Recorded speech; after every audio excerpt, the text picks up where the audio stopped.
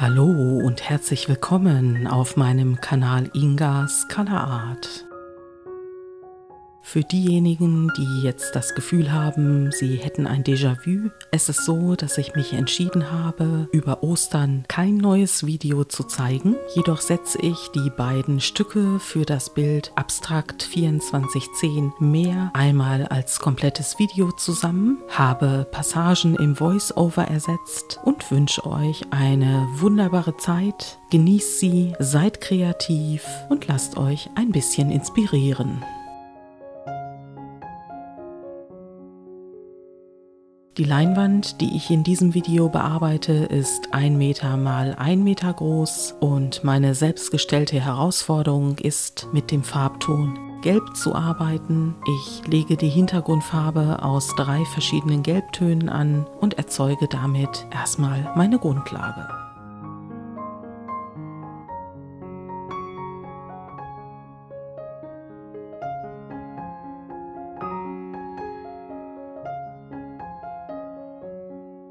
Es gibt allerdings auch noch einen anderen Grund dafür, dass ich heute eine große Leinwand bemale. Und zwar werde ich ab dem 10. März eine Ausstellung haben in Frankfurt am Main. Und dort gibt es noch eine Wand, wo auf jeden Fall 2 große Bilder hinpassen. Und ich wollte noch unbedingt eins in 1 mal 1 Meter ausstellen.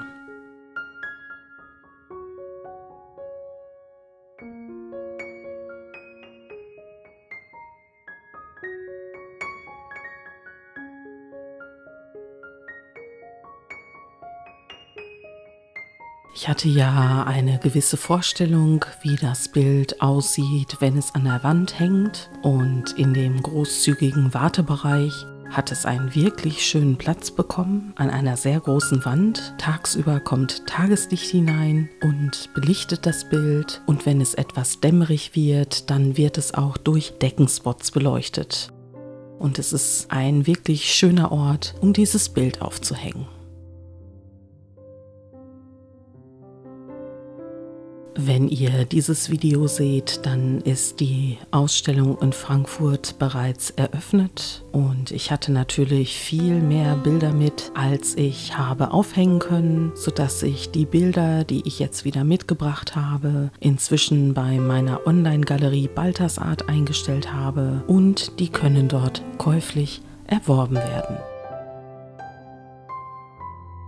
Alle anderen Bilder, die zurzeit noch in der Ausstellung sind dort auch verzeichnet. Momentan allerdings nicht verkäuflich, da ich keinen Zugriff auf die Bilder habe. Und wenn die Ausstellung vorbei ist und ich die Bilder wieder hier habe, dann werde ich sie auch in Balthasart mit Preisen versehen.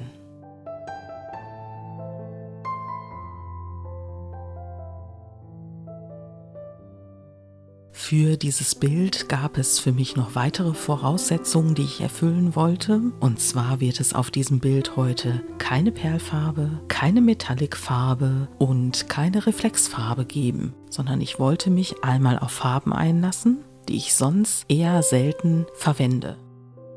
Und das alleine sind wirklich Herausforderungen, wenn man, wie ich, zum Beispiel Blautöne liebt, auch dunkle Blautöne, sich dann auf ein freundliches und helles Gelb einzulassen, dieses dann mit dem permanent Rot-Violett zu kombinieren und dann sich einfach darauf einlassen, wie das Bild nach und nach aussieht.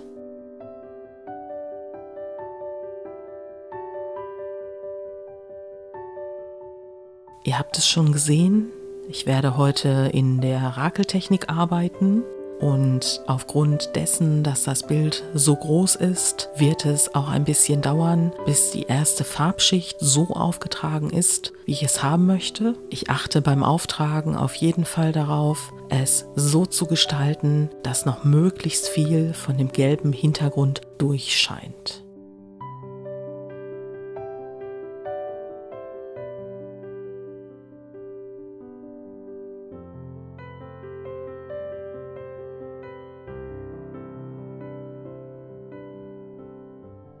Die beiden Farben finde ich in der Kombination hervorragend miteinander.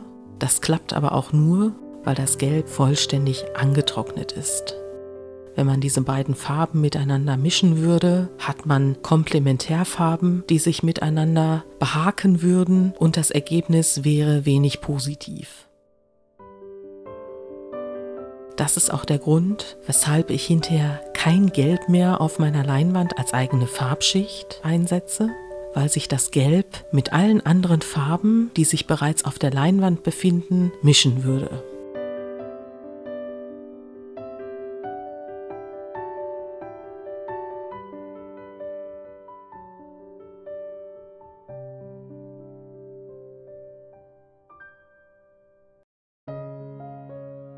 Mit dem Farbauftrag in Permanent Rot-Violett als erste Farbschicht bin ich schon einmal sehr zufrieden und habe mir dann überlegt, was denn gut zu dem Gelb und dem dunklen, intensiven Rot passen könnte. Und dann dachte ich, dass ich mir diesmal das Titan Weiß nehme und keine altweiß- oder cremefarbene Alternative, um auch interessante Mischeffekte erzielen zu können.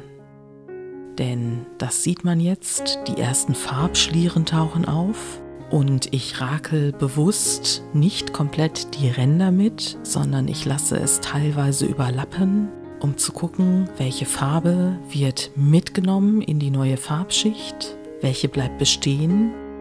Und ich versuche es auch immer noch, das Gelb nicht zu verschließen, sondern nach wie vor durchscheinen zu lassen.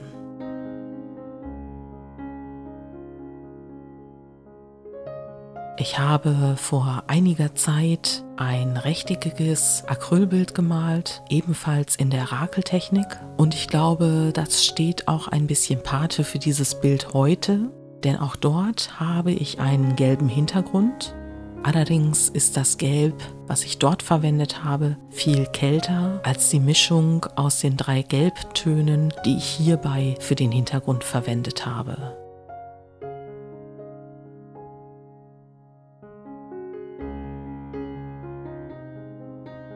Wie ihr seht, säubere ich mein Rakelwerkzeug zwischen diesen einzelnen Schichten nicht unbedingt, weil ich gesehen habe, was für eine schöne Farbkombination aus dem dunklen, noch durchscheinenden Rot-Violett und diesem hellen rosa-Himbeerton entstanden ist.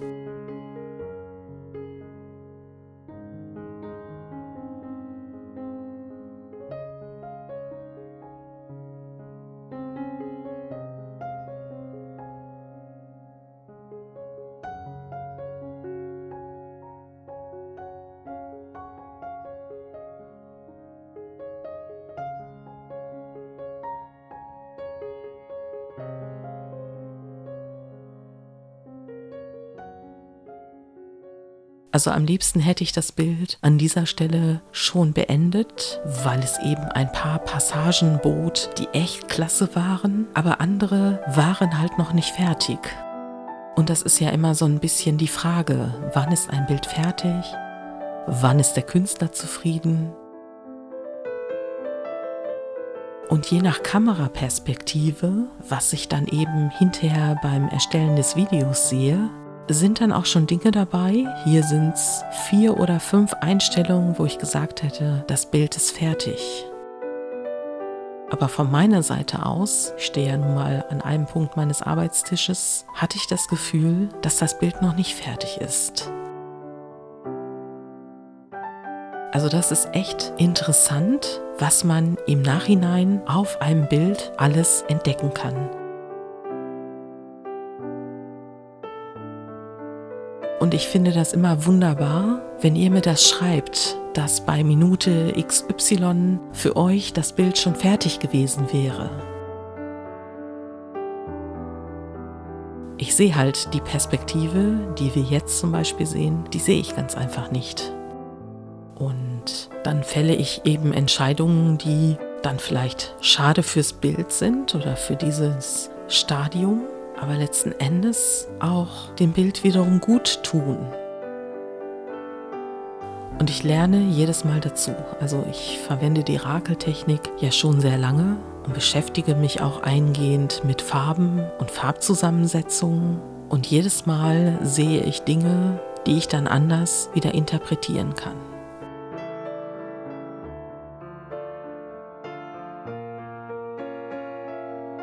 Auch wenn ich mir für dieses Bild vorgenommen habe, keine Reflexfarbe, keine Metallicfarbe und keine Perlfarbe zu verwenden, werde ich jedoch nicht auf meine heißgeliebten Blautöne verzichten. Ich werde allerdings einen anderen Blauton verwenden. Der sieht dem Primärzyan sehr ähnlich, aber es handelt sich dabei um das Brillantblau.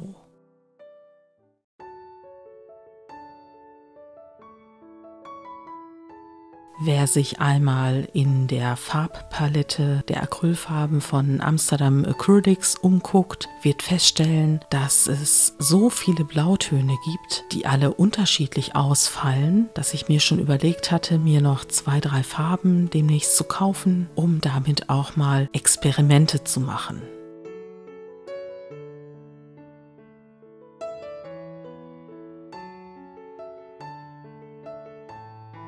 Momentan sieht es fast so aus, als wären die 3 Primärfarben auf meiner Leinwand. Aber wie gesagt, das liegt einfach an den Mischungen, die sich jetzt mit Hilfe des Titanweiß ergeben haben. Ich hatte euch ja irgendwann schon einmal ein bisschen etwas über die Farbe Blau an und für sich erzählt. Und zwar sind die meisten Blautöne nicht deckend, sondern eher lasierend oder halbtransparent. Und das Brillantblau ist jetzt eine Farbe, die eher den deckenden Farben zugeordnet wird, weil sie auch einen gewissen weißen Anteil hat. Und wer gerade beim Aufstreichen der Farbe auf das Rakelwerkzeug genau hingesehen hat, der hat bemerkt, dass das Blau tatsächlich das Titanweiß überdeckt.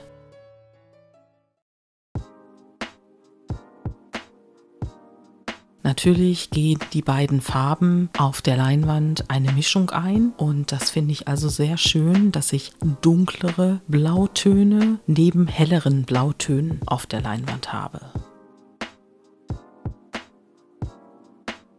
Bevor ich dann noch einmal mit einer neuen Farbe über die Leinwand gehe, setze ich ein paar Akzente in Titanweiß, um nochmal ein bisschen mehr Abstand zwischen den Blautönen und den bereits auf der Leinwand befindlichen Farben zu setzen.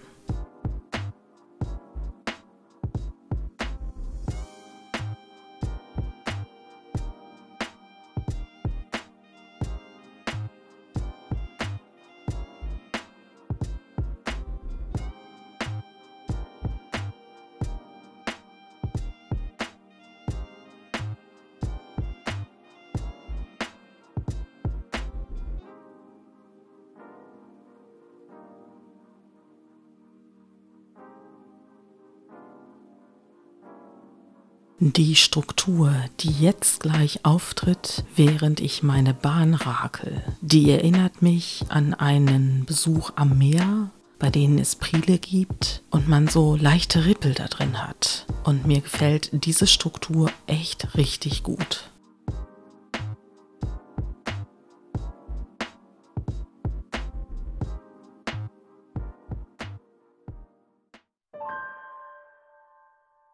Danach habe ich mich dann entschieden, eine neue Farbe auf meine Leinwand zu bringen. Und ich habe mich für das Persisch-Rosa entschieden. Das ist ein relativ kühler und deckender rosafarbener Ton. Dadurch, dass ich aber noch sehr viel durchscheinen lassen wollte von den Dingen, die sich bereits auf der Leinwand als Acrylfarbschichten befinden, habe ich das tatsächlich nur sehr akzentuiert aufgetragen.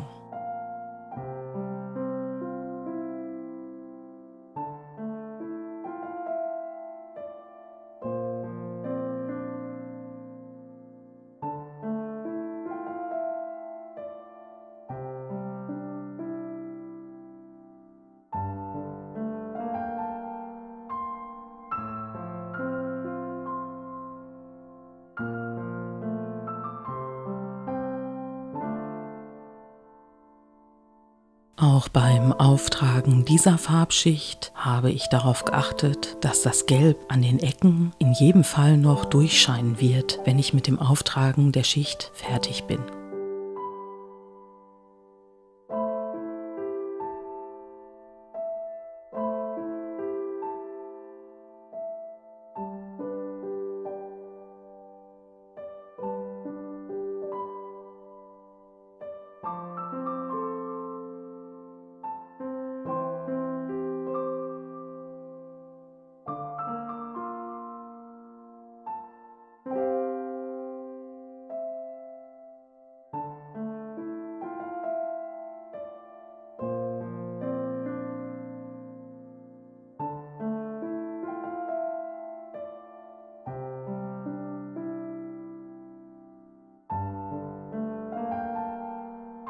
Das Drehen des Bildes sieht ja schon sehr mühsam aus und das ist es tatsächlich auch. Ich glaube, das ist in der Ausstellung das schwerste Bild, was ich tatsächlich an der Wand hängen haben werde.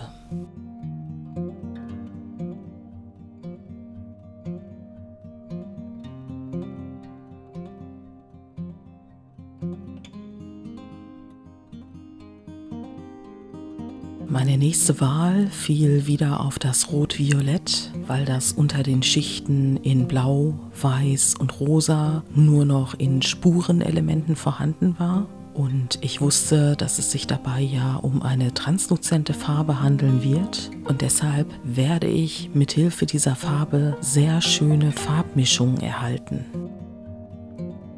Wenn ihr jetzt einmal daran zurückdenkt, wie das Rot-Violett auf der getrockneten gelben Hintergrundfarbe ausgesehen hat und wie es jetzt auf den noch nassen Farben aussieht, dann gibt es da tatsächlich Riesenunterschiede. Es ist wirklich die gleiche Farbe und sie reagiert und interagiert mit anderen Farben tatsächlich komplett anders.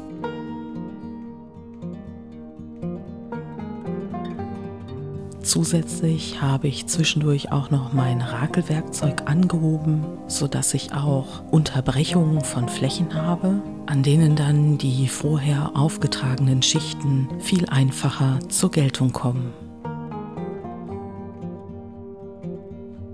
Wenn ich das jetzt so sehe, wie sporadisch die Farbe aus der Flasche kommt, fällt mir wieder ein, dass ich diese Farbe unbedingt nachkaufen muss, weil ich die tatsächlich sehr gerne verwende und den Farbton, wenn dieser mit anderen Farben interagiert, richtig gut finde.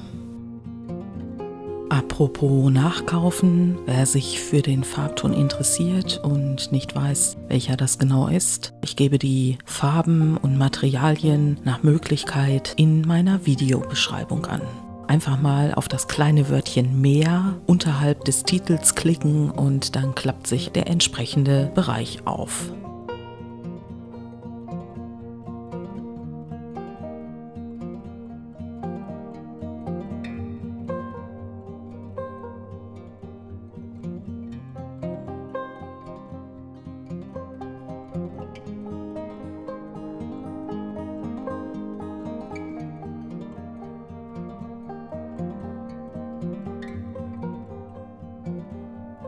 Bei diesem Bild war es sehr lange Zeit so, dass es sehr harmonisch war, dass hier nicht die großen Kontraste ausgearbeitet worden sind, aber das gilt natürlich dann nur bis zu dieser Farbschicht. Ich habe das sehr selten bei einem Bild. Dieses Bild sah nach jeder Schicht gut aus. Sehr oft ist es ja so, dass mir dann irgendetwas nicht gefällt und gerade jetzt an diesem Punkt war es so, dass das Bild unheimlich harmonisch war. Ich habe mir dazwischen auch sehr viel Zeit gelassen und bin dann aber zu dem Schluss gekommen, dass dieses Bild zu harmonisch ist, falls es das überhaupt gibt. Und deshalb habe ich mir dann überlegt, etwas daran zu ändern, nicht um des Änderns willen, sondern weil ich das Gefühl hatte, dem Bild fehlt ein bisschen die Struktur und eine Aussage. Vielleicht hätte ich es an diesem Punkt auch einfach so sein lassen sollen, nach dem Motto, das Bild ist jetzt mal völlig anders. Aber ich konnte das nicht und dann habe ich mich umgesehen und habe eine blaue Farbe entdeckt, von der ich der Meinung war, dass sie dem Bild richtig gut tut, weil sie ein Stück weit einen dunkleren Kontrast auf das doch recht pastellige Bild bringen wird.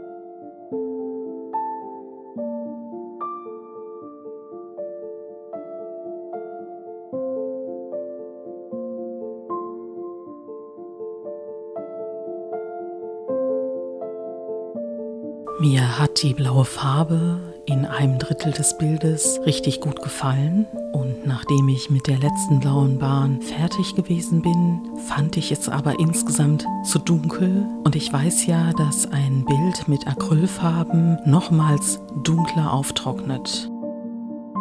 Und deshalb habe ich mich dafür entschieden, dass das Bild auch jetzt noch nicht beendet ist, sondern ich habe dann, wie selbstverständlich, nochmal zum Titanweiß gegriffen.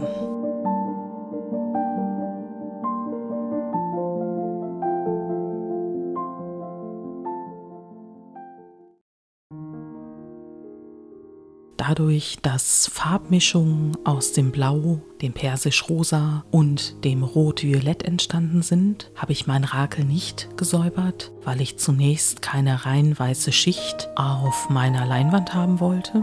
Und so ergeben sich hellere Farbtöne, die wiederum im Kontrast zu dem Ultramarin stehen.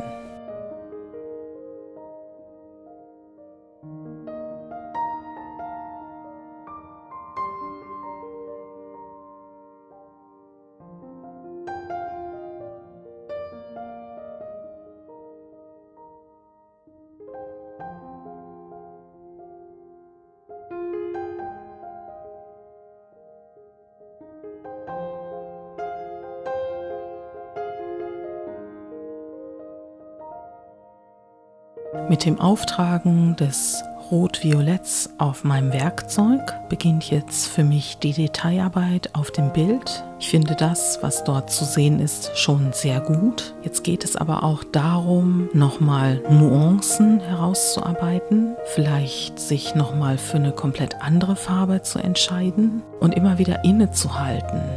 Das habe ich euch natürlich aus dem Video geschnitten. Also da gibt es Phasen, bei denen ich dann tatsächlich mit einer Leiter auch von oben gucke, um eine andere Perspektive auf das Bild zu haben. Und ich habe mich dann tatsächlich entschieden, mit einem richtigen Weiß in das Bild einzusteigen. Ich wollte diesen harten Kontrast.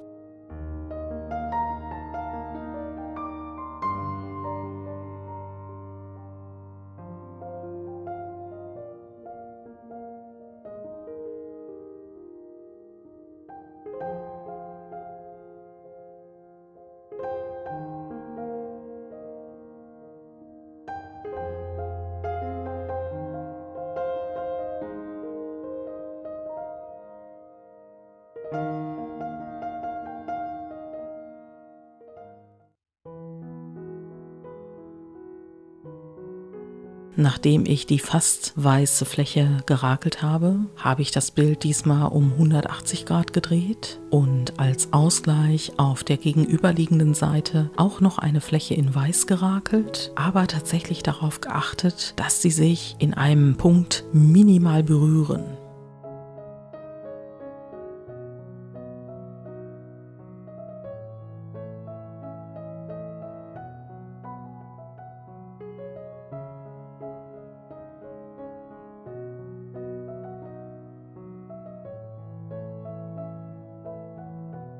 In meiner Vorstellung sollte die dritte weiße Fläche, die ich dann auch noch aufgetragen habe, ebenfalls mit den anderen Farben eine Farbmischung eingehen. Das ist aber an dieser Stelle nicht so sehr gelungen. Dafür guckt das Gelb noch schön unten raus. Und diese Fläche war mir dann zu weiß. Die hat zu viele Blicke auf sich gezogen, sodass ich nochmal zu dem Rot-Violett gegriffen habe, um das Ganze wieder ein bisschen in den Hintergrund zu drängen und abzumildern.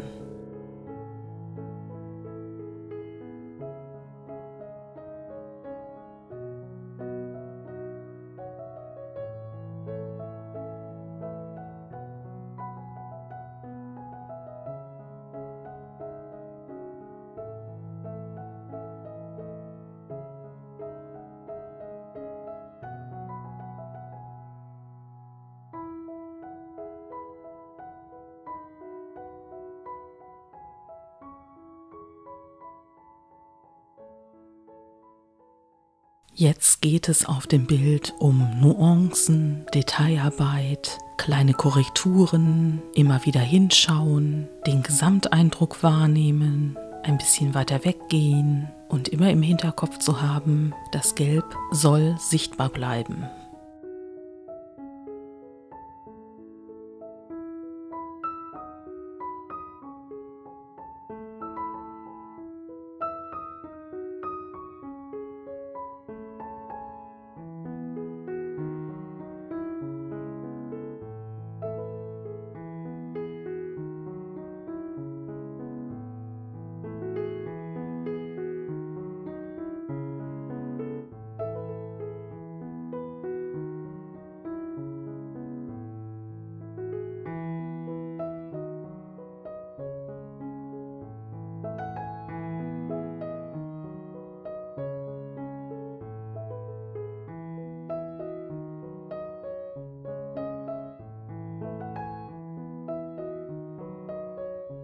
Inzwischen war ich mir auch sicher, dass es dieses Bild sein wird, welches man als erstes sehen wird, wenn man die Ausstellung betritt. Denn dort ist eine wunderbare Fläche, auf der dieses Bild platziert wird, und von rechts kommt Tageslicht und es ist ja ein sehr freundliches, fröhliches und helles Bild geworden. Und ich hatte zu diesem Zeitpunkt auch schon festgelegt, dass der Rand in jedem Fall in der Hintergrundfarbe Gelb gestaltet werden wird.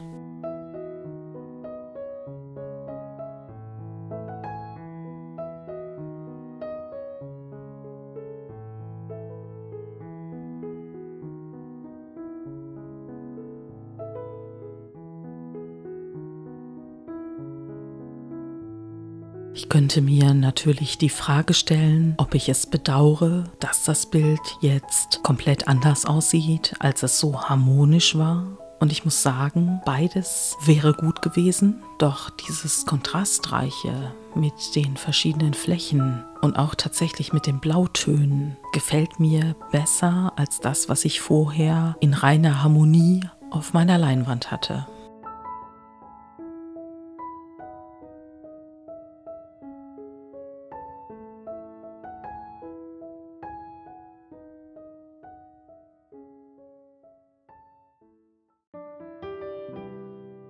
Trotz der Länge des Videos darf die Kamerafahrt über das noch nasse Bild meiner Ansicht nach nicht fehlen. Es ist sehr schön zu sehen, wie die Hintergrundfarbe in Gelb an so vielen Stellen durch die einzelnen Farbschichten leuchtet. Ich finde es wunderbar, dass so viele Inseln in der Rakeltechnik aufgetaucht sind und sich fortgesetzt haben. Und mir gefallen vor allen Dingen die verschiedenen Farbnuancen und Farbmischung sehr gut.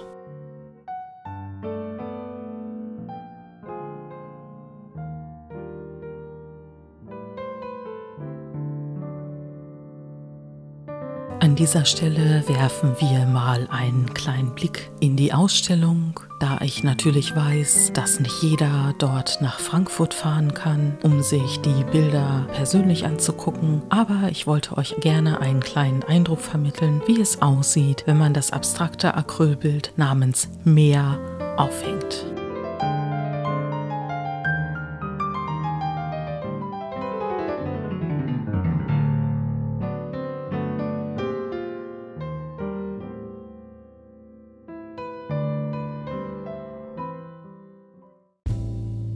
Zum Abschluss zeige ich euch natürlich einmal das fertige Bild, wie es an der Wand hängt und nochmal von einer anderen Lichtquelle beleuchtet wird. Man sieht sehr schön die beiden weißen Flächen, die für mich auch die Gischt einer Meereswelle darstellen. Man sieht weiterhin die Rippel, von denen ich in der Mitte des Videos gesprochen habe. Ich habe wunderbar helle Blauanteile. Ich habe übergehende Blauanteile in den Bereich des Lilafarbenen und mit Hilfe des Rot-Violetts und des persisch-rosafarbenen habe ich auch noch leichte Pastelltöne mit auf dem Bild. Was mich besonders freut, ist, dass so viele gelbe Inseln in der Rakeltechnik noch vorhanden sind und auch, dass das Blau wie immer auf mich eine sehr beruhigende Wirkung hat.